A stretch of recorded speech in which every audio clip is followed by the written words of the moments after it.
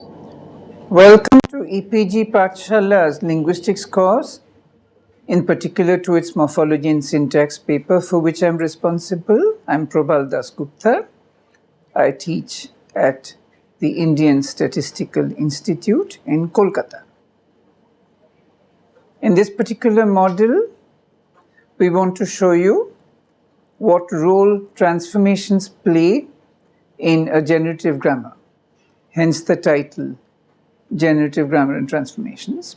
So in this context, we begin by reminding you that you saw in the preceding module how phrase structure rules and lexical rules formalize the knowledge that we have acquired from traditional grammar and structuralist grammar about syntactic relations between elements in a simple phrase structure tree.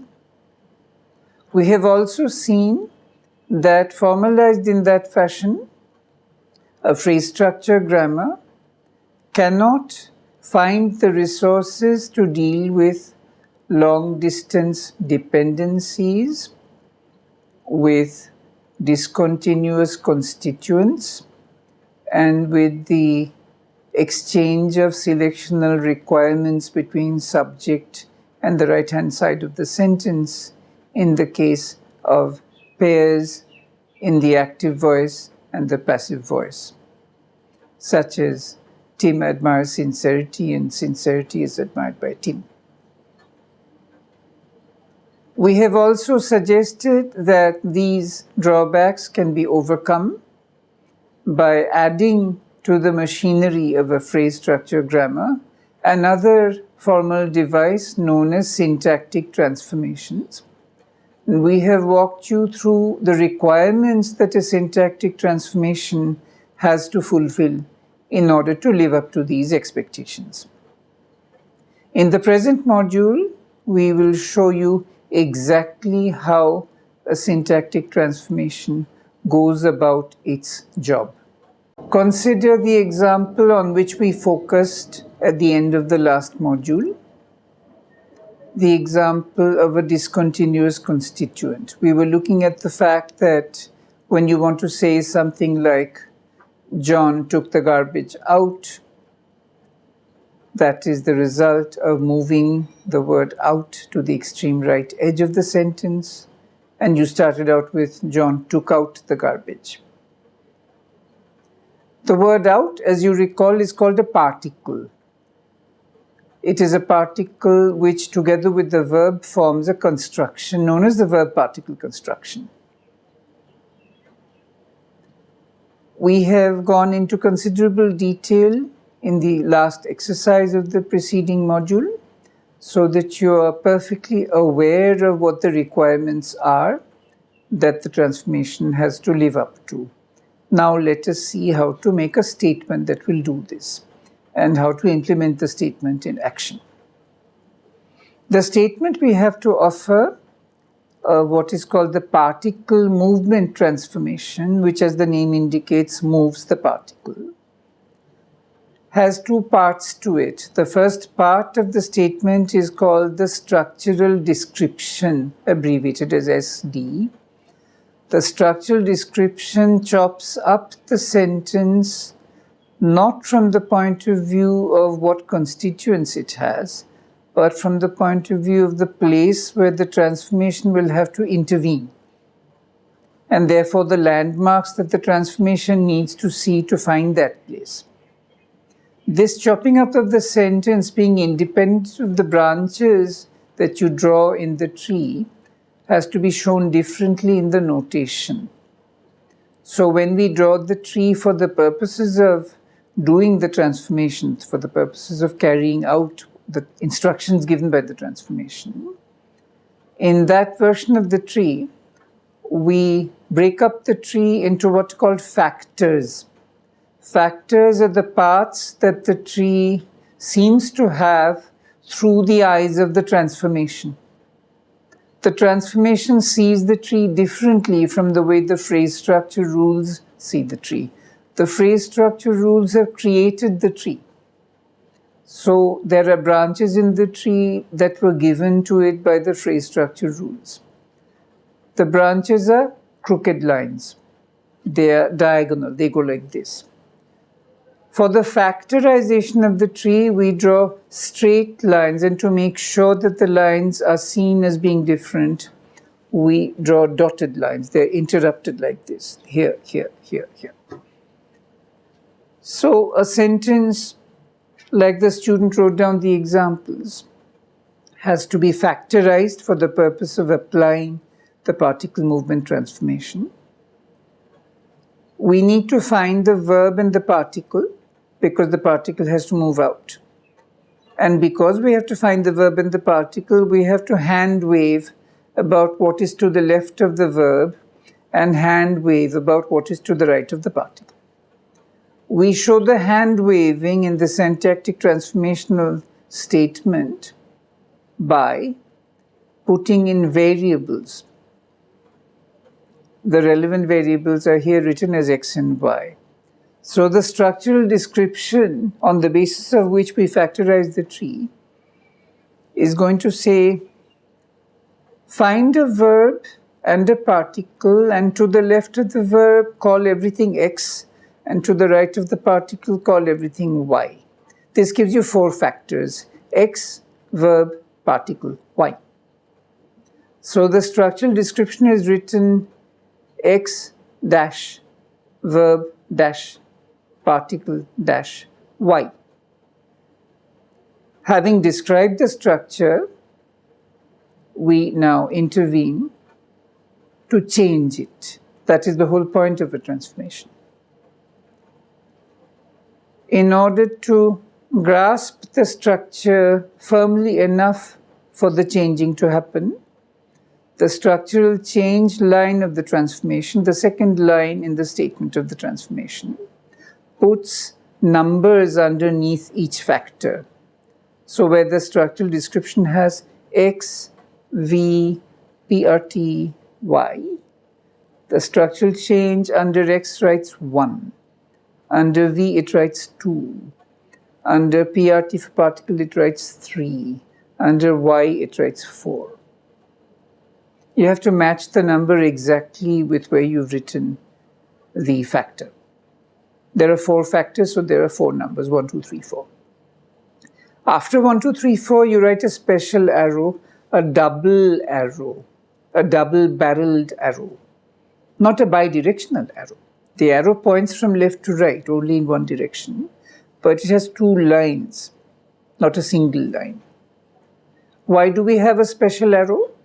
We want to make a distinction between the single shafted arrow with a single line with a V like this, used in phrase structure rules and lexical rules which create the tree, from the double-barreled or double-shafted arrow of this kind, which is used in the notation of a transformation. We want to make a distinction between the notation of a transformation which changes the tree and the notation of phrase structure rules and lexical rules which create the tree. Hence the need for another kind of arrow, otherwise there's nothing fancy about it. So we write 1, 2, 3, 4, double-shafted arrow, 1, 2, 0 instead of 3, because 3 is going to move away from where it is, comma, 4 plus 3. 4 plus 3 says that the third factor has been taken to the right of the fourth factor. Notice that had we written 1, 2, 3, 4 plus 3, we would be giving the instruction, please copy the particle so that it appears twice, once to the right of the verb and once at the extreme right edge of the sentence. Had we given that example, the transformation would not be called particle movement, it would be called particle copying or particle doubling.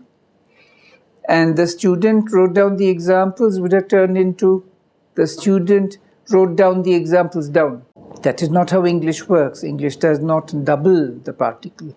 It moves the particle. So the output actually should read, the student wrote the examples down, not the student wrote down the examples down. Therefore, we don't say 1, 2, 3, 4 plus 3. We say 1, 2, 0, 4 plus 3. we put a 0 where the 3 used to be, to show that it vacates its original position to move out. Notice that had we written 1204, 3 would have disappeared completely. The result would be the student wrote the examples. The down would have gone out of the sentence. It would have left completely. That is not what happens either. That would be particle deletion. We are not deleting the particle. We are also not doubling the particle. We are moving it. Moving requires 2 operations. You copy the particle so that there are now 2 copies, one at the extreme right, one in the original position. And then in the original position, you delete the particle. So these 2 other transformations we were talking to you about, which don't exist in English, particle copying and particle deletion, actually they are built into what actually does exist, the particle movement transformation. You should think of movement as being 2 operations taking part in the same transformation, a copying operation and a deletion operation. There are various ways to say this. Instead of calling it copying, you can call it insertion, where the insertion is based on this instruction about what to insert. You're inserting a copy at the extreme right. Whichever terminology one is going to use, depending on one's preference, one ends up describing a transformation as being composed of more than one elementary operation. There are elementary operations of deletion, insertion, substitution, and so on. Remember that we use this kind of terminology also to talk about repair strategies in morphology and phonology. So this is not the only context in which terms like this have to be used. So to come back, a transformation is not always one operation. Sometimes it is. But sometimes it is more than one operation carried out together at the same time. In this case, you do have more than one operation. You have an insertion and a deletion. An insertion at the extreme right and the deletion at factor number 3. In representation 2, in diagram 2, we have shown dotted double lines in order to indicate the factorization of the tree. Thus you find that there are dotted lines on both sides of the verb wrote. There are dotted lines on both sides of the material to the left of the verb, the student, which corresponds to the factor x. There are dotted lines on both sides of the particle down, the third factor. And to the right of the third factor, the fourth factor, bounded by dotted lines, is the examples. The examples corresponds to the fourth factor written as the variable y in the structural description of the transformation. On the basis of that factorization, the transformation now goes about its business of changing the tree. What does it do? It removes the third factor, PRT, from the position where you find it, and it places it to the right of the fourth factor, which is shown as y. At this stage, we have a problem. The problem is we have not been told exactly what the branches of the tree are going to look like after we are finished. Why? We have not been told exactly where to place the particle down when we are given this instruction 4 plus 3. Surely the particle down does not become a daughter of the mother NP. That would involve drawing a tree where the right hand NP consists of the and then examples and then the particle down. You don't want to imagine that the examples down is a noun phrase. Why don't you want to do this? Because the examples down is not a noun phrase. You cannot say the examples down are really difficult. The examples down bother me a lot. These things are not possible. You cannot say these things. Clearly, you have to put the particle down somewhere else, not as a daughter of NP. What are your choices? You don't really have much of a choice. You end up placing it under the S, because at least the S cannot complain. It has to cover everything. So we make this a convention. If a transformation's instructions have not told you where to put a moved item, make it a daughter of the S. So the particle becomes a daughter of the S. We don't mean that the word down becomes a daughter of the S. Down becomes a daughter of PRT. Remember that the PRT is moving. The transformation was not instructed to move the word down. It was instructed to move PRT. So it has moved PRT with its daughter down attached. The question concerns where to attach PRT above the word PRT. And the answer is PRT becomes a daughter of S. So now that part of your tree is going to say S dominates VP, S dominates PRT. That is the result of adding a convention to the way we're going to do our transformational operations. The convention is if the place where something is going to land has not been specified in the statement of the transformation itself, your default is to attach it to the S as one of the daughters of S. That default applies now. We then give you an exercise concerning sentences like 3 men who look really belligerent just arrived, and 3 men just arrived who look really belligerent. Whereas you can see who look really belligerent is a clause which was originally attached to 3 men and that moves to the right edge of the sentence. This kind of movement is called extraposition. We say that the clause has been extraposed. So we give you this exercise about how to make sure that extraposition applies as a transformation, how to draw it. We are asking you to draw the tree for sentence 4, which is what it looks like after extraposition is applied. The main point we're making is we need to make sure that you've understood the convention of how to place a moving element when the transformation has not given you specific instructions about its landing site, about the place where it lands. That is the point of the exercise. Since we've already told you the convention, surely you will not have trouble understanding. In some places, the transformation tells you where to place something. The transformation specifies the landing site. When that happens, you don't have to apply the convention. And the thing you're talking about does not become a daughter of S by default. When you do passivization, for example, creating a passive sentence out of its active counterpart, turning Tim admires sincerity into sincerity is admired by Tim, you will have to specify the landing site of the moved object so that sincerity takes the place of Tim. Tim moves out, leaving the subject position empty, and then sincerity moves in, so that you get sincerity is admired by Tim. In passivization, the landing site of the moving object is specified, so the convention doesn't have to apply. But the right-hand side of passivization cannot tell you where to place by and where to place the NP Tim. Therefore, the by becomes a daughter of the S, and the noun phrase Tim becomes a daughter of the S by applying the convention. So passivization gives you examples of both of the procedures. One part of the procedure is, if the transformation tells you where to place a moving object, put it where it tells you to. Obey the transformation's instructions.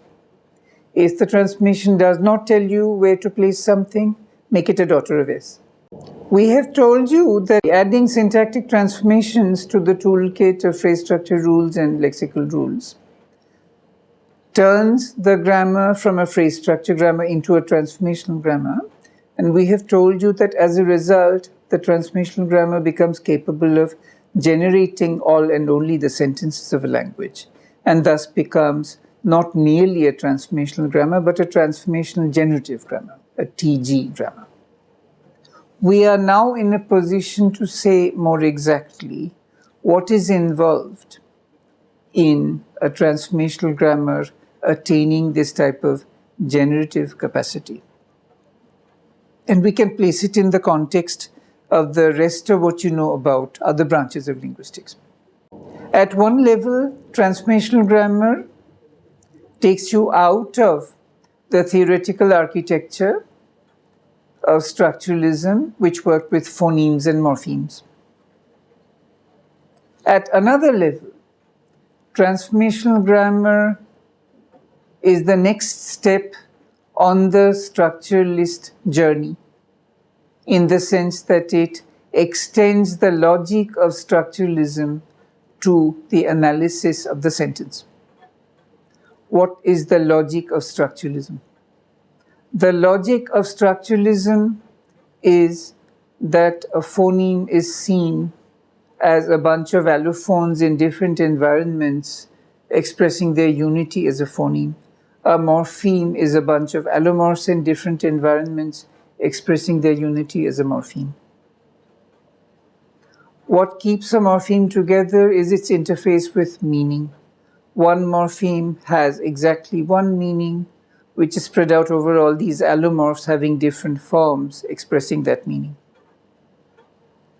A phoneme gets its unity by making a specific and definite contribution to the makeup of an allomorph which expresses a morpheme.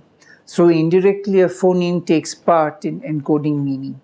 Not that a phoneme itself carries meaning, but phonemes together work as an allomorph representing a morpheme which carries meaning. Therefore, ultimately, a phoneme is making a contribution to the enterprise of expressing meaning. So the phoneme is the point at which the allophones into which the phoneme is spread out take part in the enterprise of expressing meaning. When you take this logic to the analysis of the sentence, you want to talk about the sentence-eme and allosentences by the same logic of something-emes and allosomethings. Phoneme and allophone, morpheme and allomorph, sentence-eme and allosentence. By the same logic, a sentence-eme expresses a shared, unified meaning, and the allosentences are different forms which all express exactly the same meaning, but differ at the formal level. This is what we are able to implement if we have syntactic transformations. I'll give you an actual example. Consider the 4 allosentences. Everybody hates the man who threw the pearl away. The man who threw the pearl away is hated by everybody. The man is hated by everybody who threw the pearl away. The man is hated by everybody who threw away the pearl. These 4 sentences are all allosentences of the same sentence-eme because they express the same meaning. How do they differ? Transformational grammar tells you exactly how they differ. They are derived from the same sentence-eme. If you apply particle shift to the sentence-eme, you get everybody hates the man who threw the pearl away. Away has been shifted to the right. If you apply passivization to the sentence-eme, you get the man who threw away the pearl is hated by everybody. If you apply both passivization and particle shift to the sentence-eme, you get the man who threw the pearl away is hated by everybody. If you apply passivization and extraposition to the sentence-eme, you get the man is hated by everybody who threw away the pearl. If you apply all 3 transformations to the sentence-eme, you get the man is hated by everybody who threw the pearl away. So transformational grammar allows you to unpack how all these allosentences are related to the same sentence seam. It is each allosentence is derived from the sentence seam by applying one or more syntactic transformations. So far, I have been using this informal pair of words, sentence seam and allosentence, in order to bring out the architectural similarity between the concepts of transformational grammar with the predecessor framework, structuralism, which worked in terms of phonemes and morphemes. In fact, no practicing transformational grammarian has ever used the term sentence seam or ever used the term allosentence. Where we have been saying sentence seam for the last few minutes, in fact, the term actually used is deep structure. Where we have been using the term allosentence for the last few minutes, in fact, the official term used by transformational grammarians is surface structures. So there are distinct surface structures that are derived from a shared deep structure by applying one or more syntactic transformations. That is the picture that we're integrating into the architecture by using the non-standard terms allosentence for surface structure and sentence seam for deep structure. Thereby, we're emphasizing the fact that the sentence eam, being the eam, is the point which encounters the meaning. Indeed, in the architecture of classical transformational grammar, which we are teaching you in this course, the deep structure is that part of the derivation which alone is accountable for the meaning of the sentence. Transformations are not allowed to touch the meaning.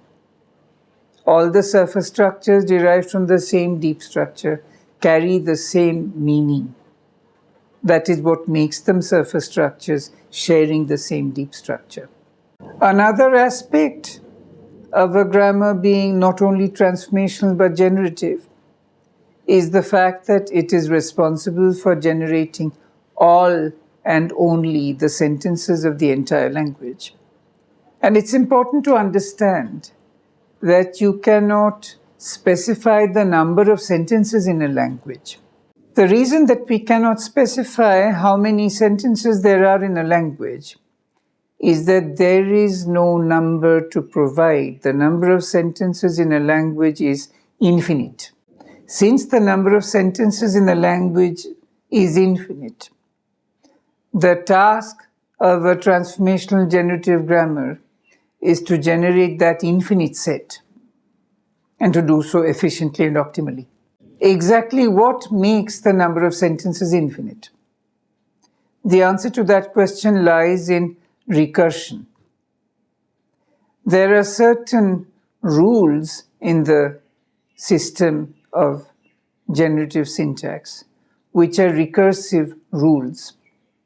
For example, a rule introducing coordinate clauses that takes S on the left-hand side and then after the arrow writes S conjunction S, responsible for John is sad and Mary is happy, for example. Such a rule, such a phrase structure rule, S arrow S conjunction S, allows you to generate not only S mother daughters S conjunction S, but to reapply to this S and have S daughter S conjunction S, reapply to that S, have S daughter S conjunction S. So you've got grandmother S and 2 S daughters and 4 S granddaughters, and then you can multiply as much as you want, and you can get a conjunction with infinitely many sentences coordinated. That is one example of recursive rule. There are other forms of recursion in human languages where it is not a single rule that performs the recursion, but a combination of two rules working together that has a recursive effect. For example, when you take a noun phrase containing a complement clause, the fact that John is boring, the structure of that noun phrase is noun phrase, determiner, noun, sentence. The fact That John is boring. That John is boring is a sentence, fact is a noun, the is a determiner. Det and s determiner noun sentence is the structure of that noun phrase. How did you get the noun phrase in the first place? You got the noun phrase because there's a phrase structure rule saying S goes to NP-VP. Then there's another phrase structure rule saying NP goes to det and S. Now you repeated the S here that you had up there. So at this S, you can again say S goes to NP-VP. Then you can take that NP again and say det and S.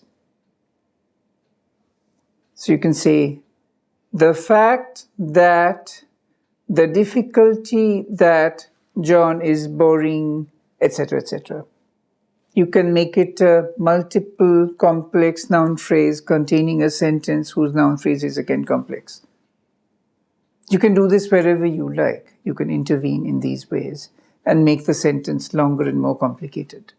Because the phrase structure system has direct recursion like S on the left and the right of the same arrow, or S goes to NP, VP, and NP goes to det and S, where the S is responsible for a second S after the application of two rules.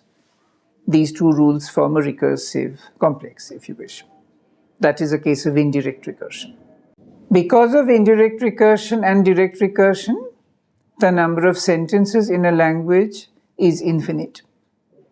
And that is something that generative grammar is equipped to handle. It is time to summarize. In this particular module of the course on morphology and syntax, we have tried to show you exactly how a transformation applies to a tree and how a transformation is so stated as to specify the details of this application. We also pointed out to you that there is one kind of detail that transformations in their statements are not well equipped to specify. We refer here to the details of the constituent structure of the output. So we put in place a convention to handle that gap in the system. The convention being that when the landing site of some constituent is not specified, it turns into a daughter of the nearest S. With that convention in place, we walked you through the statement of a transformation called particle movement that takes the particle out of an English verb particle construction and places it to the right of the sentence. We also showed you what happens when the transformation does specify the landing site of a moving constituent, such as the passivization transformation, telling you that the object of the deep structure takes the place of the subject. We then went on to introduce the terms deep structure and surface structure when we explained how transformational grammar, in a certain sense, extends the architectural style of structuralist phonology and morphology to the level of the sentence. As a result of that extension,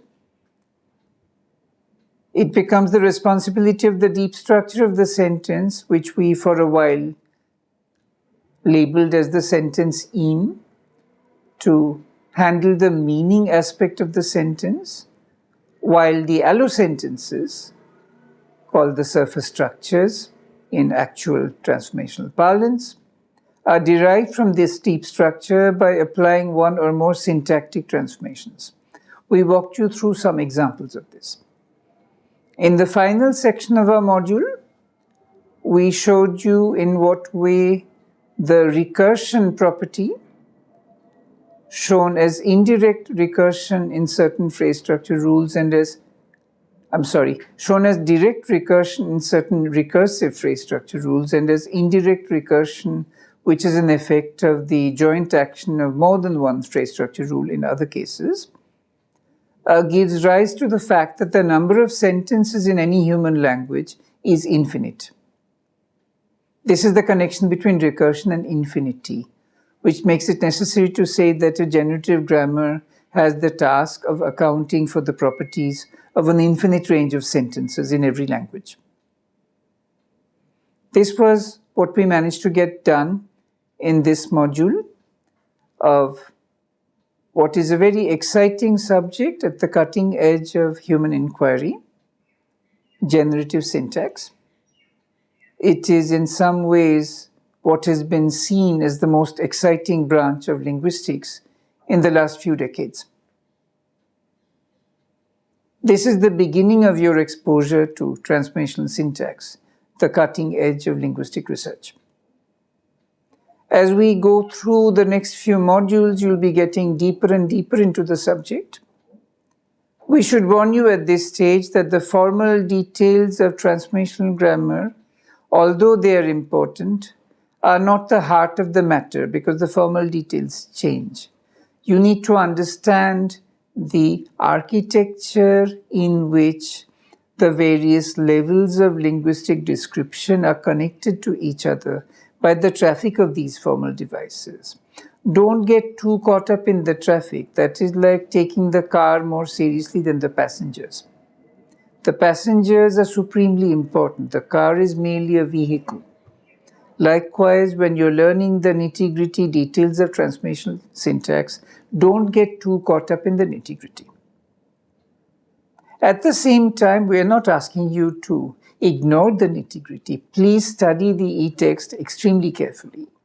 Make sure you get all the details right. We are merely asking you not to get obsessed by them.